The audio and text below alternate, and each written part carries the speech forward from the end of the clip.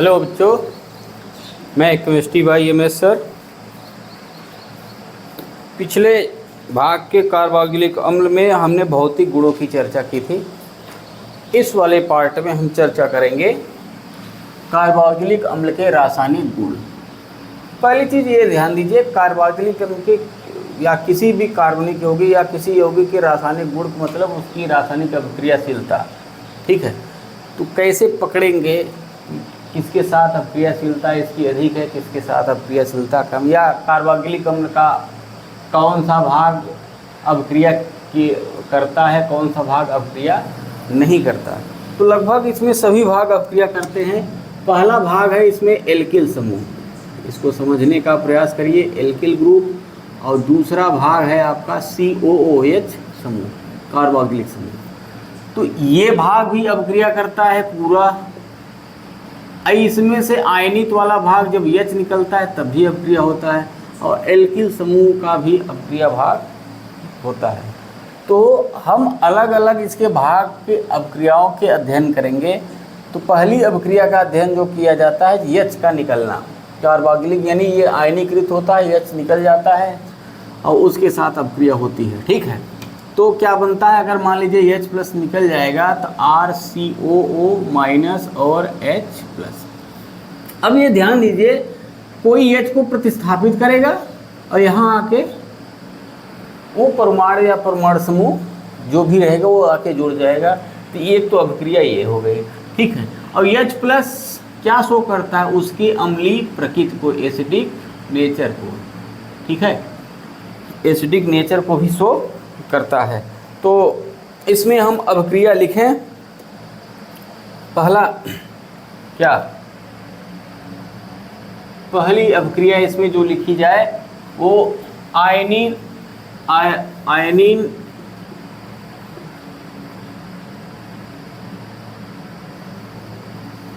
आयनीय hydrogen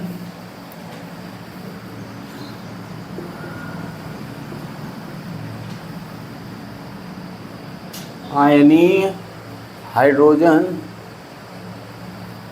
की अभिक्रियाएं।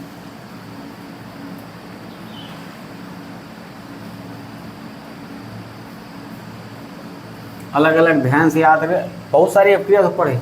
पहला तो है सक्रिय धातु के साथ, सक्रिय धातु के साथ।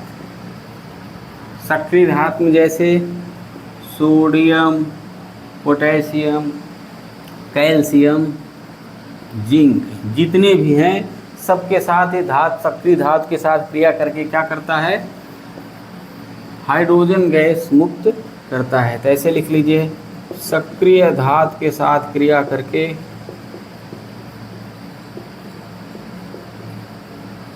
धातु के साथ क्रिया करके हाइड्रोजन गैस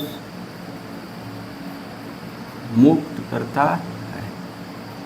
तो बन जाएगा जैसे RCOOH और Na, तो बन जाएगा RCOONA प्लस हाफ H2। अगर पूरा H2 निकाला तो बैलेंस करिए, वैसे भी सही है। RCOOH प्लस Ca तो बन जाता है RCOO twice Ca। Calcium acetate बनता है हाफ H2। ठीक है, ये हाफ H2 नहीं पूरा H2 निकल जाए, क्योंकि इसकी संयोजकता 2 है तो एसीटेट बनेगा।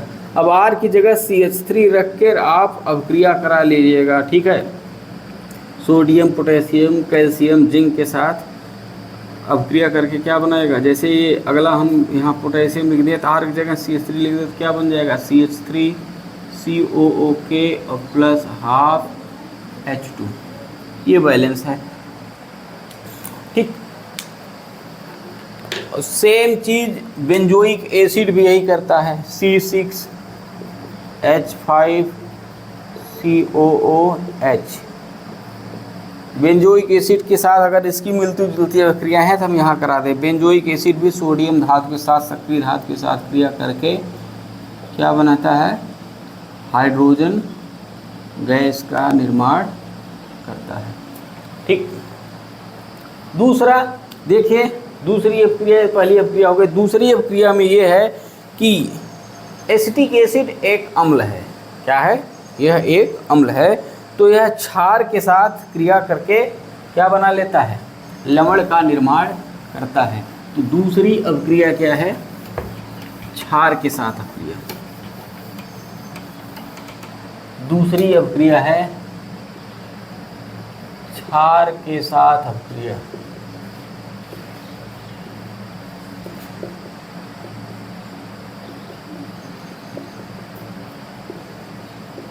तो कार्बोक्सिलिक एसिड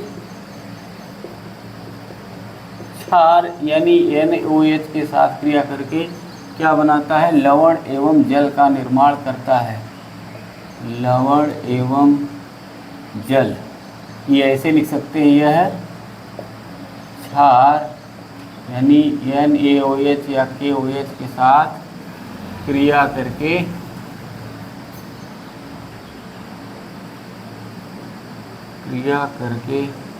क्या बनाता है?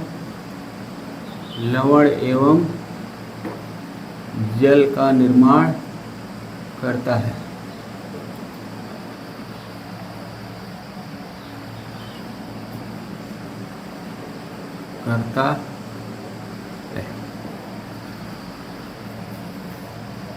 CH3 COOH NaOH बन जाएगा सोडियम एसीटेट प्लस जल का निर्माण। बेंजोइक एसिड भी ये क्रिया कर लेता है। NaOH के साथ क्रिया करके क्या बनाता है? C6H5COO Na plus H2O। अगली अपक्रिया जो है आपकी,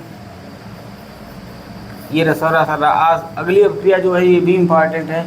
सोडियम कार्बोनेट व सोडियम बाइकार्बोनेट के साथ क्रिया करके बुदबुदाहट यानी रंगहीन गैस प्राप्त होती है। कौन सी गैस प्राप्त होती है? कार्बन डाइऑक्साइड गैस प्राप्त होती है। और कार्बन डाइऑक्साइड गैस प्राप्त होने के कारण इसका हम प्रयोगशाला में परीक्षण भी बड़े आसानी के साथ कर सकते हैं। जैसे ही परखनली में हम क्या करेंगे, बेंजोइक एसिड हो या एसिटिक एसिड हो, उसमें हम कार्बन डाइऑक्साइड सोडियम कार्बोनेट या सोडियम बाइकार्बोनेट मिलाएंगे तो वह कार्बन डाइऑक्साइड बुदबुदाहट के साथ रंगहीन गैस निकलती है। यह प्रयोगशाला में परीक्षण करने के लिए प्रयोग किया जाता है। ठीक है, तो पहला अगला रिएक्शन है तीसरा Na2CO3 यानी सोडियम कार्बोनेट व सोडियम बाइकार्बोनेट के साथ क्रिया। इसको हम लिख सकते हैं, यह सोडियम कार्बोनेट व सोडियम बाइकार्बोनेट के साथ क्रिया करके क्या बनाता है? लवण, जल व कार्बन डाइऑक्साइड गैस का निर्माण करता है। लवण, जल एवं कार्बन डाइऑक्साइड गैस का निर्माण करता है। यहाँ से लिख लीजिए CH3COOH कार्बोक्सिलिक एसिड, Na2CO3 लवण बनाएगा, ये बनाएगा CH3COONA साल्ट प्लस जल प्लस कार्बन डाइऑक्साइड।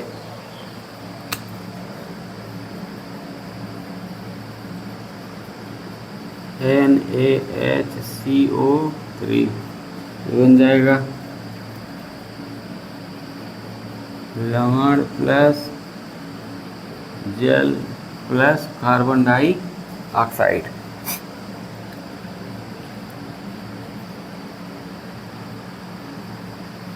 लवण, जल, कार्बन डाइऑक्साइड गैस का निर्माण करता है। तो यही कार्बन डाइऑक्साइड जब निकलती है तो बुदबुदाहट के साथ तेजी के साथ गैस निकलती है।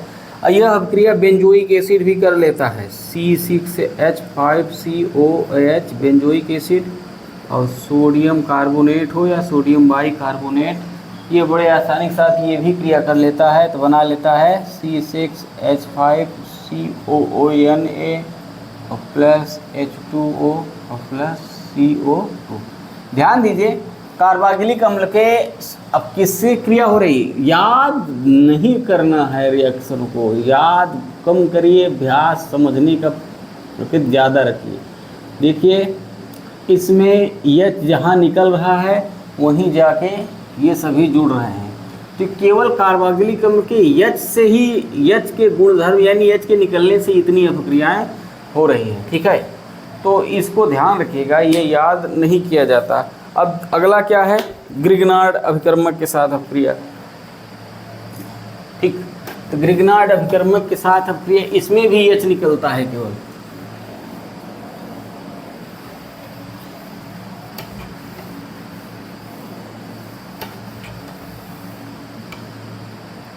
ग्रिग्नार्ड अभिकर्मक के साथ अभिक्रिया,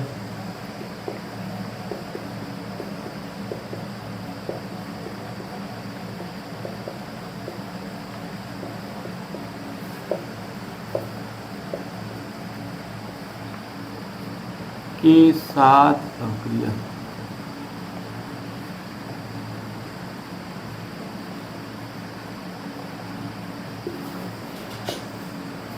ग्रिग्नार्ड अभिकर्मक के साथ अभिक्रिया। इसमें क्या होता है, कार्बोक्सिलिक अम्ल ये है और ग्रिग्नार्ड अभिकर्मक RMgX, इसको बता दे रहे हैं। ग्रिग्नार्ड अभिकर्मक होता है एल्किल मैग्नीशियम हैलाइड के E3 विलयन को हम क्या कहते हैं, ग्रिग्नार्ड अभिकर्मक कहते हैं। ठीक है, एल्किल मैग्नीशियम हैलाइड के E3 विलयन को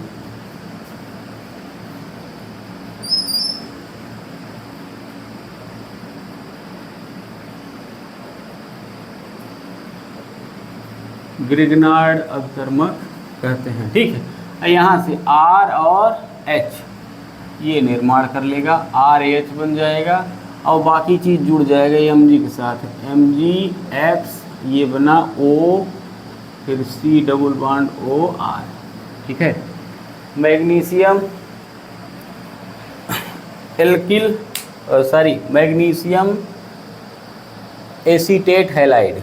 ठीक है, ये एल्केन बनता है।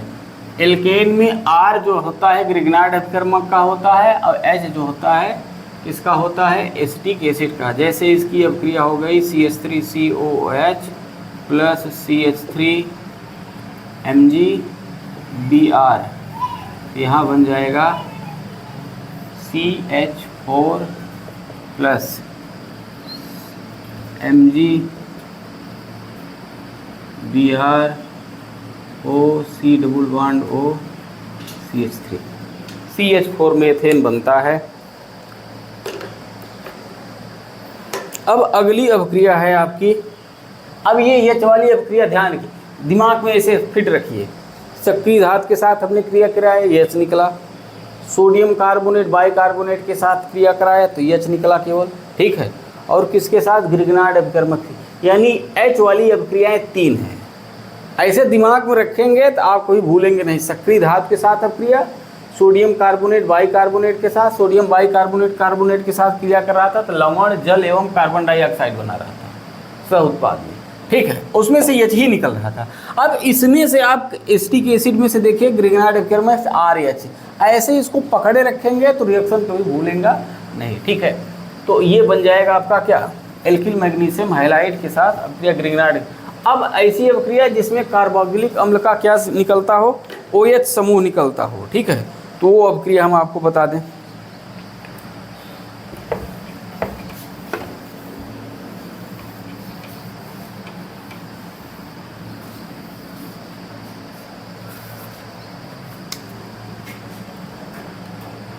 अगली अभिक्रिया क्या है, यानी COOH समूह से OH समूह की अपक्रिया।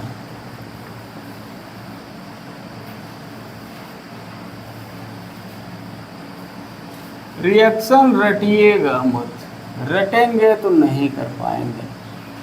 कितना सरल है, बस ध्यान में रखे रहिए, बस आसानी के साथ आप याद रहेगा। अब कार्बोक्सिलिक अम्ल में से हम किसको हटाना है? OH समूह को। अब बचेगा क्या? RCO, यही समूह बचेगा, यही समूह जुड़ेगा। बात समझ में आई? ठीक, निश्चित समझ में आनी चाहिए। OH समूह, अब OH समूह से अपक्रिया कौन कौन करती है? पहला आपका है एस्टरीकरण। एल्कोहल के साथ यदि हम अपक्रिया करा देते हैं, किसके साथ? ये मान लीजिए एल्कोहल अगर समान रहेगा तो R डैश करती है, तो क्या होता है? यहाँ से OH निकलता है, यहाँ से H, और किसी H+ यानी अम्लीय माध्यम में क्रिया होती है तो बन जाता है RCO, फिर यहाँ से OR डैश। यानी OR डैश किसका है? एल्कोहल का है, और RCO किसका है? ये कार्बोक्सिलिक एसिड का होता है। ठीक है, तो यानी इस अपक्रिया को हम एस्टरीकरण भी अपक्रिया कहते हैं। क्या कहा जाता है? एस्टरीफिकेशन यानी एस्टरीकरण। यानी जब कार्बोक्सिलिक एसिड की, ये तो आप कक्षा 10 में भी पढ़े होंगे, कार्बोक्सिलिक अम्ल की क्रिया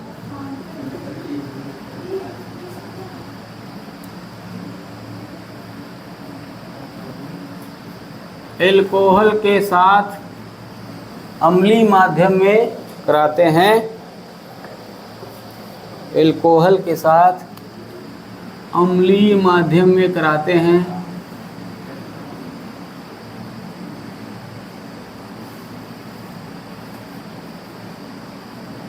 तो एस्टर का निर्माण होता है। एस्टर का निर्माण होता है, हो जाएगा RCOO। ये तो पता ही हो गया। ठीक है, इस अपक्रिया को एस्टरीकरण कहते हैं। इस अपक्रिया को कौन सी अपक्रिया कहते हैं? एस्टरीकरण अपक्रिया कहते हैं।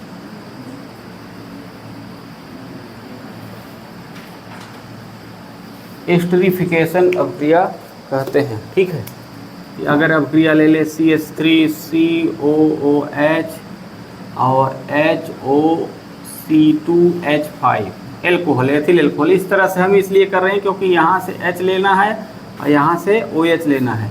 तो ये किसी अम्लीय माध्यम में हम अपक्रिया हो जाएगी, तो CH3COOC2H5 प्लस एथिल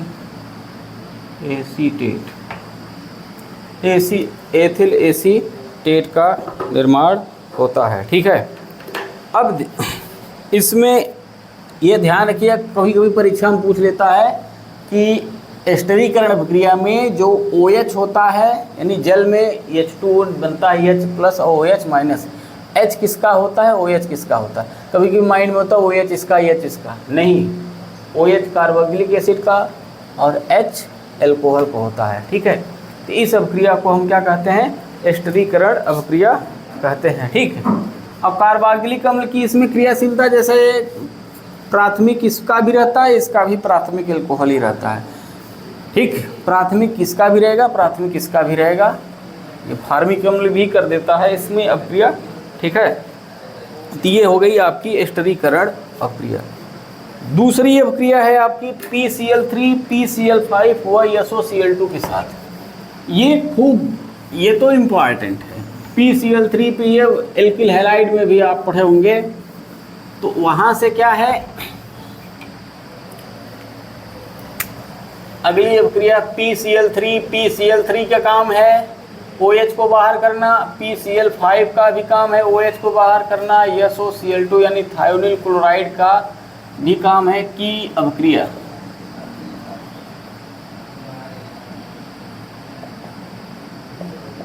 ये ऐसी अपक्रियाएं हैं जो क्या करती हैं किसी भी अम्ल में से OH को बाहर कर देती हैं, ठीक है, उनका काम ही है, या OH को बाहर निकालना।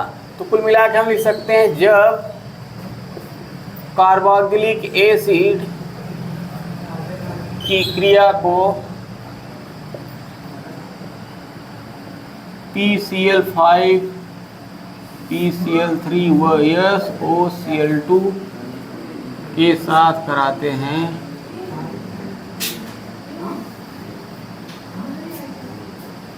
तो एसिटिल क्लोराइड, एसिटिल यानी RCOCl का निर्माण होता है। एसिटिल क्लोराइड का निर्माण होता है।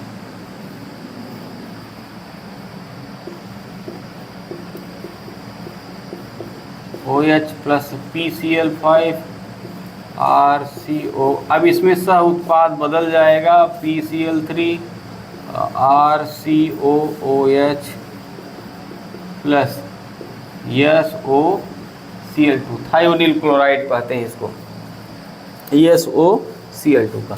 अब इसमें जो प्रोडक्ट बनता है CH3COOH निकाल दीजिए, Cl जोड़ दीजिए, सह प्रोडक्ट POCl3 प्लस HCl, ये बैलेंस है ऑलरेडी। इसमें अगर RCOCl प्लस R की जगह यहाँ हम सब जगह CH3 रख दें, अगर यहाँ CH3 तो दूसरे वाले में समझ जाइएगा, R की जगह CH3 रखिए, चाहे C2H5 रखिए, बात एक ही है। और ये बनेगा H3PO3, यहाँ 3 का गुणा कर देंगे और यहाँ भी 3 का गुणा कर दीजिए और बैलेंस हो जाएगा। ये यहाँ पर ये बनता है RCOCl और प्लस SO2 और प्लस HCl, दोनों गैस से मुक्त हो जाती हैं। ये दोनों अभिक्रियाएं होती हैं। अब अगली अभिक्रिया है आपका एमाइड या नाइट्राइल का निर्माण होता है और अमोनिया के साथ अभिक्रिया करने पर।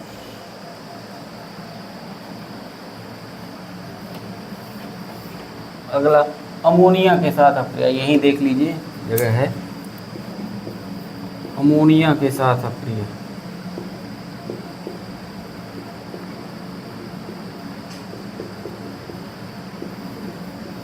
ठीक है, अमोनिया के साथ क्रिया करके ये पहले क्या बनता है, अमोनियम लवण बनता है, जिसको गर्म करने पर एमाइड प्राप्त होता है। यह अमोनिया के साथ क्रिया करके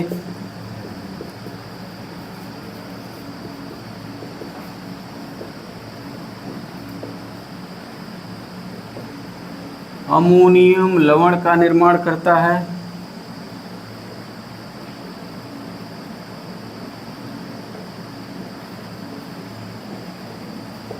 अमोनियम लवण का निर्माण करता है, जिसे गर्म करने पर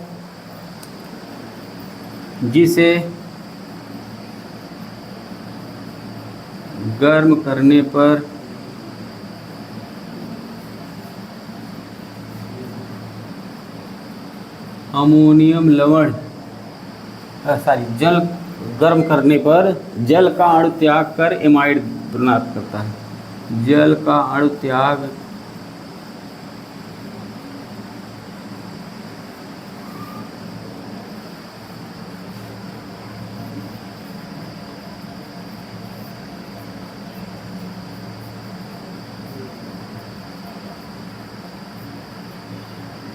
ये बनता है RCOOH प्लस NH3 बन जाता है RCOONH4। ठीक है, अब इसे आप गर्म कर देंगे तो बन जाता है RCONH2 और प्लस H2। यहाँ भी देखिए RCO, अगर वैसे भी समझा जाए कि यहाँ से एक H, यहाँ से एक OH, डायरेक्ट COH2, लेकिन ये क्षार है, इस पहले ये बनता है फिर गर्म करके ये बनता है, कुल मिला के इसमें से भी OH निकलता है। ठीक है, अब ये जो एमाइड है, क्या है एमाइड, एमाइड को जब हम P2O5 की उपस्थिति में गर्म कर देंगे, RCONH2 को P2O5 की उपस्थिति में जब गर्म कर देंगे तो बन जाएगा RCN प्लस H2O। ये क्या बनता है, नाइट्राइल निर्जलीकरण हो जाता है। P2O5 की उपस्थिति में गर्म करने पर ये क्या बनता है, साइनाइड बन जाता है। ठीक, अब यह अभिक्रिया जो है ये भी करता है, बेंजोइक एसिड भी करता है, C6H5COOH प्लस अमोनिया। और ये अभिक्रियाएँ ये इसमें भी अभिक्रिया ये भी करता है, C6H5COOH प्लस SOCl2। ठीक है, तो C6H5Cl यानी कार्बोक्सिलिक क्लोरोबेंजीन प्राप्त हो जाता है। ठीक है, अमोनिया ये भी क्रिया कर लेगा तो गर्म करने पर डायरेक्ट C6H5 पहले ये तो ये बनेगा अमोनियम लवण, फिर ये गर्म हो जाएगा तो C6H5CONH2 बन जाएगा और प्लस H2O बन जाएगा। ठीक है, अब फिर इसको भी गर्म करेंगे तो ये बन जाएगा CN के रूप में परिवर्तित हो जाता है, यानी साइनोबेंजीन का भी निर्माण होता है। जैसे जैसे ये होगा वैसे वैसे इसकी भी अभिक्रिया हो जाएगी। ठीक, ये है। अगला है आपका अम्ल हैलाइड या एसिड हैलाइड के साथ क्रिया। अम्ल एनहाइड्राइड, सॉरी, अगली अभिक्रिया है अम्ल एनहाइड्राइड का निर्माण। यानी जब हम एसिटिक एसिड या बेंजोइक एसिड के दो अणु को हम आपस में गर्म करते हैं तो क्या बन जाता है, अम्ल एनहाइड्राइड का निर्माण होता है।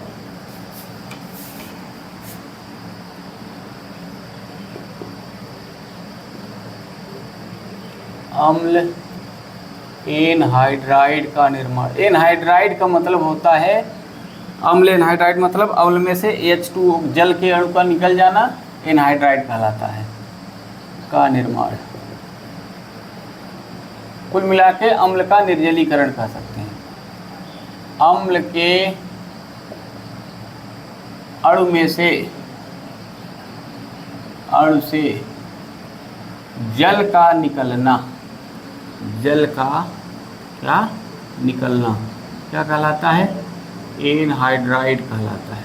ये भी जानते रहिए। इसमें भी OH की अभिक्रिया होती है, तो RCOOH OH फिर RCOOH, यहाँ से एक H एक H2O। ये किसकी उपस्थिति में होता है, ये हमेशा ये P2O5 या सांद्र H2SO4 की उपस्थिति में होता है। तो यहाँ हम लिख सकेंगे कि जब कार्बोक्सिलिक अम्ल के दो अणु, जब कार्बोक्सिलिक एसिड व बेंजोइक एसिड के दो अणु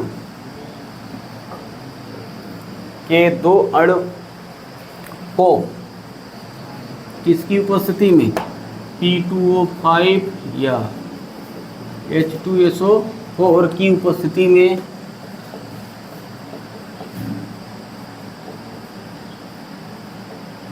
गर्म करते हैं तो जल का अणु त्याग कर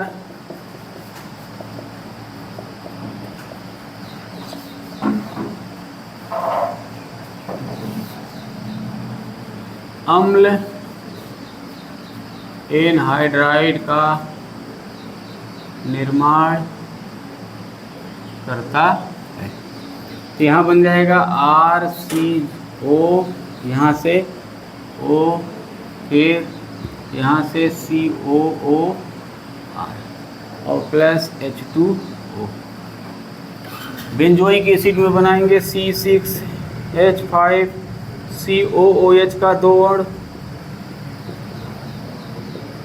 यहाँ से H यहाँ से OH, ये बना ले सेम प्रोसेस P2O5 या H2SO4 4 की उपस्थिति में जब हम गर्म करते हैं तो ये बन जाता है C6H5 C double bond O C double bond O C6H5 और प्लस H2O। ये बेंजोइक एसिड का एनहाइड्राइड है। ये किसका एनहाइड्राइड है? आपका एसिटिक एसिड का ऊपर किसी भी कार्बोक्सिलिक एसिड अगर R की जगह लेंगे तो एसिटिक एनहाइड्राइड बन जाएगा। ठीक है, इसकी उपस्थिति में गर्म करेंगे। अम्ल एनहाइड्राइड का निर्माण एक ऐसे भी होता है RCOOOH और RCOOCl एसिटिक क्लोराइड के साथ यदि हम पिरीडीन की उपस्थिति में पायरीडीन की उपस्थिति में गर्म कर देंगे तो यहाँ से HCl, इसको एनहाइड्राइड नहीं कह सकते, लेकिन एनहाइड्राइड का निर्माण होता है, जल का अणु नहीं निकलता, इसमें HCl गैस का निर्माण होता है। ठीक है, इसका निर्माण हो जाता है, इसके भी साथ होता है एसिटिल क्लोराइड का एक अणु किसका? कार्बोक्सिलिक एसिड का। ठीक, अब इसमें कार्बोक्सिलिक एसिड में एक अभिक्रिया और बची है। कौन सी? 2 अभिक्रियाएं हो गई। एक कार्बोक्सिलिक अम्ल के H की अभिक्रिया हो गई, दूसरी OH की अभिक्रिया हो गई। अब क्या बचा? एक एक तरफ बढ़ते कार्बोनिल समूह की अभिक्रिया। ठीक है, अब कार्बोनिल समूह की अभिक्रिया को हम नेक्स्ट पार्ट में डिफाइन करेंगे। आज के लिए बस इतना ही। ठीक है, धन्यवाद।